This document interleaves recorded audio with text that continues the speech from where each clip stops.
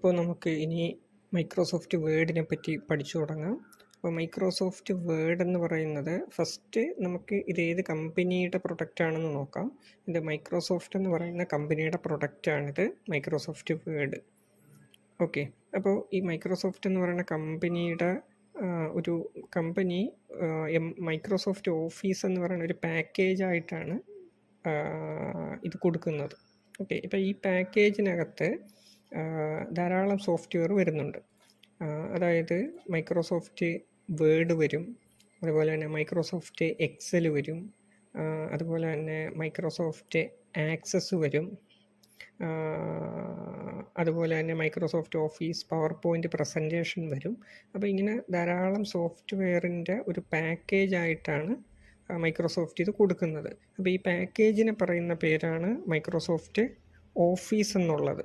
Okay, അപ്പോൾ ഈ ഓഫീസിൽ വരുന്ന ഒരു സോഫ്റ്റ്വെയർ മാത്രമാണ് മൈക്രോസോഫ്റ്റ് വേർഡ് എന്ന് പറയുന്നത്. എക്സലും ഒക്കെ ഇതിൻ്റെ കൂട്ടത്തിൽ വരുന്നതാണ്. ഇനി ഈ മൈക്രോസോഫ്റ്റ് ഓഫീസ് എന്ന് പറയുന്ന പാക്കേജിലുള്ള മൈക്രോസോഫ്റ്റ് വേർഡ് നമ്മൾ ഓപ്പൺ ചെയ്യുമ്പോൾ കാണുന്ന ഓരോ ബട്ടൺസ്, കൺട്രോൾസ്, അതിലെ ഓരോ പാർട്സുകളും ആ പാർട്സിൻ്റെ പേരുകളും നമുക്ക് നോക്കാം. അപ്പോൾ ഇവിടെ ചിത്രത്തിൽ ആദ്യം തന്നിട്ടുള്ളത് ഇതിൻ്റെ മൊത്തത്തിലുള്ളൊരു ഇമേജാണ്. ഇനി ഈ ഇമേജിലെ ഓരോ പാർട്സും നമുക്ക് പരിശോധിക്കാം. ആദ്യം നമുക്ക് ഈ ഭാഗം നോക്കാം. ഇതിന് നമ്മൾ ഓഫീസ് ബട്ടൺ എന്നാണ് പറയുന്നത്. ഓക്കെ, ഓഫീസ് ബട്ടൺ എന്നാണ് ഇതിനെ പറയുന്നത്. ഇനി ഓഫീസ് ബട്ടൻ്റെ റൈറ്റ് സൈഡിലായിട്ട് കാണുന്നത്, അപ്പോൾ ഒരു യൂസറിൻ്റെ വ്യൂവിലാണ് ഞാൻ പറയുന്നത്. ഓഫീസ് ബട്ടൻ്റെ റൈറ്റ് സൈഡിലായിട്ട് കാണുന്നത് ക്വിക്ക് ആക്സസ് ടൂൾ ബാർ എന്നാണ് പറയുന്നത്. Okay, quick access tool bar. ഈ ക്വിക്ക് ആക്സസ് ടൂൾ ബാറിൻ്റെ റൈറ്റ് സൈഡിലായിട്ട് നമുക്കൊരു ആരോ ബട്ടണും കൂടെ കാണാനായിട്ട് സാധിക്കും. ഓക്കെ, ക്വിക്ക് ആക്സസ് ടൂൾ ബാറിൻ്റെ റൈറ്റ് സൈഡിലായിട്ട് നമുക്കൊരു ആരോ ബട്ടണും കൂടെ കാണാനായിട്ട് സാധിക്കും. അപ്പോൾ ഈ ആരോ ബട്ടണെ ക്ലിക്ക് ചെയ്ത് കഴിഞ്ഞാൽ നമുക്ക് ക്വിക്ക് ആക്സസ് ടൂൾ ബാറിൻ്റെ അകത്തേക്ക് വേണമെന്നുണ്ടെങ്കിൽ കൂടുതൽ മെനൂസ് ആഡ് ചെയ്യാനായിട്ട് പറ്റും, അതുപോലെ തന്നെ റിമൂവ് ചെയ്യാനായിട്ടും പറ്റും. ഓക്കെ, അപ്പോൾ ആഡ് ചെയ്യാനും റിമൂവ് ചെയ്യാനും അത് പോസിബിളാണ്. അപ്പോൾ നമുക്ക് കാണാൻ സാധിക്കും ഇതിൻ്റെ കസ്റ്റമൈസ്ഡ് ബട്ടൺ, ഈ ആരോ ബട്ടണെ ക്ലിക്ക് ചെയ്ത് കഴിയുമ്പോൾ നമ്മൾ ഏതൊക്കെയാണോ ചെക്ക് ചെയ്ത് കൊടുത്തിരിക്കുന്നത്, അതായത് ടിക്ക് കിടക്കുന്നത്, ഈ ഐക്കണെല്ലാം, ഈ മെനൂസ് എല്ലാം ക്വിക്ക് ആക്സസ് ടൂൾ ബാറിൻ്റെ അകത്തേക്ക് ആഡ് ചെയ്യപ്പെട്ടിട്ടുണ്ടാകും. അതുപോലെ തന്നെ നമുക്കിപ്പോൾ അതിലുള്ള ഏതെങ്കിലും മെനു വേണ്ട എന്നുണ്ടെങ്കിൽ അത് അൺചെക്ക് ചെയ്താൽ മതി. അങ്ങനെ അൺചെക്ക് ചെയ്ത് കഴിയുമ്പോൾ ക്വിക്ക് ആക്സസ് ടൂൾ ബാറിൽ നിന്ന് അത്ര ഐക്കൺ മാറിയിട്ടുണ്ടാകും. ഓക്കെ, അങ്ങനെ നമുക്കിത് കസ്റ്റമൈസ് ചെയ്ത് ഉപയോഗിക്കാനായിട്ട് സാധിക്കും. അതിൻ്റെ പേര് പോലെ തന്നെ നമുക്ക് പെട്ടെന്ന് ആക്സസ് ചെയ്യുക എന്നുള്ളതാണ് ഉദ്ദേശം. നമ്മൾ എന്തെങ്കിലും ഇപ്പോൾ ഒരു ഡ്രോയിങ്ങിന് വേണ്ടിയിട്ട് ഒരു ഡെസ്ക് അറേഞ്ച് ചെയ്യുമ്പോൾ നമുക്ക് ഡ്രോയിങ്ങിന് അത്യാവശ്യം വേണ്ടുന്ന പെന്ന്, ഇറേസർ, ഷാർപ്പനർ തുടങ്ങിയ സ്കെയിൽ തുടങ്ങിയിട്ടുള്ള കാര്യങ്ങളൊക്കെ നമുക്ക് കയ്യെത്തും ദൂരത്ത് നമ്മൾ സെറ്റ് ചെയ്ത് വയ്ക്കും. അപ്പോൾ അതിന് ഒരു ക്വിക്ക് ആക്സസിന് വേണ്ടിയിട്ടാണ് നമ്മൾ ചെയ്യുന്നത്. അതുപോലെ തന്നെയാണ് വേർഡിലും നമ്മൾ ഈ ക്വിക്ക് ആക്സസ് ടൂൾ ബാർ ഉപയോഗിക്കുന്നത്. വേർഡിലിപ്പോൾ നമുക്ക് undo, redo, print, open, file open തുടങ്ങിയിട്ടുള്ള കാര്യങ്ങളൊക്കെ നമുക്ക് ഫ്രീക്വൻ്റ് ആയിട്ട് വേണമെന്നുണ്ടെങ്കിൽ ക്വിക്ക് ആക്സസ് ടൂൾ ബാറിൻ്റെ അകത്തേക്ക് നമുക്ക് സെറ്റ് ചെയ്ത് വയ്ക്കാനായിട്ട് സാധിക്കും. പിന്നീട് നമുക്ക് നോക്കാനുള്ളത് ടൈറ്റിൽ ബാർ. ഓക്കെ, ടൈറ്റിൽ ബാറിൻ്റെ ഭാഗമായിട്ടാണ്, ടൈറ്റിൽ ബാറിലാണ് ഈ quick access tool bar office ബട്ടൻ്റെ പകുതി ഭാഗത്തോളമൊക്കെ കാണുന്നത്. ഓക്കെ, അപ്പോൾ ടൈറ്റിൽ ബാർ എന്ന് പറഞ്ഞാൽ പേര് പോലെ തന്നെ ഈ ടൈറ്റിൽ വിസിബിൾ ചെയ്യുക എന്നുള്ളതാണ്. അപ്പോൾ നമ്മൾ ആ മൈക്രോസോഫ്റ്റ് വേർഡിന് കൊടുത്തത് എന്താണോ പേര്, ആ പേരായിരിക്കും അവിടെ കാണുന്നത്, ടൈറ്റിൽ. അതുകൊണ്ടാണ് അതിന് ടൈറ്റിൽ ബാർ എന്ന് പറയുന്നത്. ഇനി ടൈറ്റിൽ ബാറിൻ്റെ റൈറ്റ് സൈഡിലായിട്ട് കാണുന്നത് വിൻഡോ കൺട്രോളാണ്. അതായത് ഈ വിൻഡോയിനെ, ഈ വിസിബിൾ ആയിരിക്കുന്ന ഈ വിൻഡോയിനെ കൺട്രോൾ ചെയ്യുക എന്ന് പറഞ്ഞാൽ അതിനെ മിനിമൈസ് ചെയ്യുക, മാക്സിമൈസ് ചെയ്യുക, അതുപോലെ തന്നെ ഇതിൻ്റെ വലിപ്പം കുറച്ചുകൂടെ കുറയ്ക്കുക, ക്ലോസ് ചെയ്ത് വിടുക. അപ്പോൾ ഈ മിനിമൈസ്, മാക്സിമൈസ്, ക്ലോസ് തുടങ്ങിയിട്ടുള്ള 3 ബട്ടണേയും കൂടി ചേർത്ത് നമ്മൾ പറയുന്ന പേരാണ് വിൻഡോ കൺട്രോൾസ് എന്ന് പറയുന്നത്. പിന്നീട് നമുക്ക് റിബൺ എന്നും പറഞ്ഞിട്ട് കാണാൻ പറ്റും. അതായത് ആ ബ്ലാക്ക് നിറത്തിൽ റെക്റ്റാങ്കിളാണ് റിബൺ എന്ന് പറയുന്നത്. റിബണിൻ്റെ മുകളിലായിട്ട് മെനു ബാർ എന്നും പറഞ്ഞ് കൊടുത്തിട്ടുണ്ടാവും. മെനു ബാർ എന്നോ ടാബ് എന്നോ നമുക്ക് പറയാം. ഓക്കെ, അതിനുശേഷം റൈറ്റ് സൈഡിൽ വെർട്ടിക്കൽ സ്ക്രോൾ ബാർ കൊടുത്തിട്ടുണ്ട്. നമുക്ക് താഴത്തേക്ക് ടൈപ്പ് ചെയ്ത് പോകും തോറും താഴത്തെ ഭാഗത്തെടുക്കാം, പിന്നെ മുകളിലേക്കും ഒക്കെ എടുക്കുന്നതിന് വേണ്ടിയിട്ടാണ് വെർട്ടിക്കൽ സ്ക്രോൾ ബാർ കൊടുത്തിട്ടുള്ളത്. പേജ് നമ്മൾ കുറച്ചുകൂടെ വലിപ്പത്തിൽ ഇടുകയാണെന്നുണ്ടെങ്കിൽ ഹൊറിസോണ്ടലായിട്ടുള്ള സ്ക്രോൾ ബാറും വിസിബിൾ ആവും. പിന്നീട് നമുക്ക് സൂം ടൂൾസ് എന്നും പറഞ്ഞ് കാണാൻ പറ്റും. അവിടെ 100% എന്നൊക്കെ പറഞ്ഞ് കൊടുത്തിട്ടുണ്ടാകും. സൂം ടൂൾസ്, അതായത് സൂം കൺട്രോൾ എന്നും നമുക്കതിനെ പറയാം. അതായത് ഈ പേജിൻ്റെ വലിപ്പം കുറയ്ക്കുക, കൂട്ടുക. ഇപ്പോൾ നമ്മൾ പേജിൻ്റെ വലിപ്പം കുറച്ചങ്ങ് വെക്കുകയാണെന്നുണ്ടെങ്കിൽ ഒന്നിലധികം പേജ് നമുക്ക് അറ്റ് എ ടൈം ഒരു വിൻഡോയിൽ കാണാനായിട്ട് സാധിക്കും. പിന്നെ വ്യൂ ബട്ടൺസ് എന്ന് പറഞ്ഞിട്ട് ഒരു ഭാഗം കാണാം. അതിനുശേഷം സ്റ്റാറ്റസ് ബാർ എന്നും പറഞ്ഞ് കാണാം. ഈ സ്റ്റാറ്റസ് ബാറിലാണ് സൂം കൺട്രോളും ഈ വ്യൂ ബട്ടൺസ് അതുപോലെ തന്നെ ഡോക്യുമെൻ്റ് ഇൻഫർമേഷനൊക്കെ കിടക്കുന്നത്. ഡോക്യുമെൻ്റ് ഇൻഫർമേഷനെ ഇത് എത്രാമത്തെ പേജാണ്, ടോട്ടൽ എത്ര പേജുണ്ട്, അതുപോലെ തന്നെ എത്ര വേർഡ്സ് ടൈപ്പ് ചെയ്തിട്ടുണ്ട് തുടങ്ങിയിട്ടുള്ള വിവരങ്ങളൊക്കെ നമുക്ക് കാണാനായിട്ട് സാധിക്കും. നമുക്ക് വേർഡ് പ്രോസസ്സിങ് എങ്ങനെ ചെയ്യാമെന്ന് നോക്കാം. ഓക്കെ, മൈക്രോസോഫ്റ്റ് വേർഡ് എങ്ങനെ ഉപയോഗിക്കാമെന്ന് നോക്കാം. അപ്പോൾ അതിന് മുൻപായിട്ട് ചെറിയ 2-3 കാര്യങ്ങളും കൂടെ നോക്കാം. നമ്മളൊരു സിസ്റ്റം ഓണാക്കുമ്പോഴേ വരുന്ന ഈ ഒരു സ്ക്രീനിന്, ഓക്കെ, നമുക്ക് സിസ്റ്റം ഓണാക്കുമ്പോഴേ വരുന്ന ഈ ഒരു സ്ക്രീനിന് നമുക്ക് എന്ത് പേര് പറയാം എന്നൊന്ന് നോക്കാം. അതായത് ഞാൻ പറയുന്നത് ഇത്രയും പോർഷന് നമ്മൾ ഡെസ്ക്ടോപ്പ് എന്നാണ് പേര് പറയുന്നത്. ഡെസ്ക്ടോപ്പ് എന്നാണ് ഇതിന് പേര് പറയുന്നത്. ഓക്കെ, ഇത്രയും പോർഷന് നമ്മൾ പറയുന്ന പേര് ഡെസ്ക്ടോപ്പ് എന്നാണ്. ഇനി അതിന് ശേഷം ഉള്ള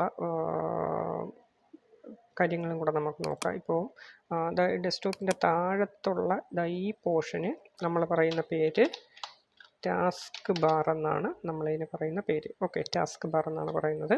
ഇനി ടാസ്ക് ബാറിൽ തന്നെ ഇത്രയും സ്ഥലത്ത് നമ്മൾ ഡേറ്റും ടൈമും നമുക്ക് കാണാനായിട്ട് പറ്റും. ഈ ഡേറ്റും ടൈമും നമുക്ക് കാണാൻ സാധിക്കുന്നത് നമ്മുടെ കമ്പ്യൂട്ടറിലെ CMOS എന്ന് പറയുന്ന ഒരു ബാറ്ററി ഇൻസ്റ്റാൾ ചെയ്തിട്ടുള്ളതുകൊണ്ടാണ്. അപ്പോൾ complementary metal oxide semiconductor എന്നാണ് അതിന് പറയുന്നത്. അപ്പോൾ ഏറ്റവും കുറവ് പവർ ഡെസിപ്പേഷൻ ഉള്ള ഒരു ടെക്നോളജിയാണിത്. അപ്പോൾ അത് നമുക്കൊരു ഈ വാച്ചിലൊക്കെ ഇടുന്ന ബാറ്ററി പോലെ നമുക്ക് ഉപയോഗിക്കാൻ പറ്റുന്നതാണ്. ഓക്കെ, അത് ധാരാളം വർഷം അതങ്ങനെ നമുക്ക് ഉപയോഗിക്കാൻ പറ്റും. അതുകൊണ്ട് തന്നെ നമ്മളെപ്പോൾ സിസ്റ്റം ഷട്ട് ഡൗൺ ചെയ്തിട്ട് വീണ്ടും ഓണാക്കുമ്പോഴും നമുക്ക് കൃത്യമായ സമയവും ഡേറ്റും കിട്ടും. ഈ സമയവും ഡേറ്റും കൃത്യമായ രീതിയിൽ നിലനിൽക്കുന്നില്ല എന്നുണ്ടെങ്കിൽ ഈ CMOS ബാറ്ററി വീക്കാണെന്ന് നമുക്ക് പറയാം. ഓക്കെ, ഇനി അതിന് ശേഷം നമുക്കിതാ ഇവിടെ സ്പീക്കർ കാണിച്ചു തരും. ഓക്കെ, ഇവിടെ നമുക്ക് സ്പീക്കർ കാണാനായിട്ട് സാധിക്കും. ഇനി സ്പീക്കറിന് ശേഷം വരുന്ന ഈ ഒരു പോർഷൻ, അത് ഇത്രയും പോർഷൻ എന്ന് പറഞ്ഞാൽ സ്പീക്കറിന് ശേഷം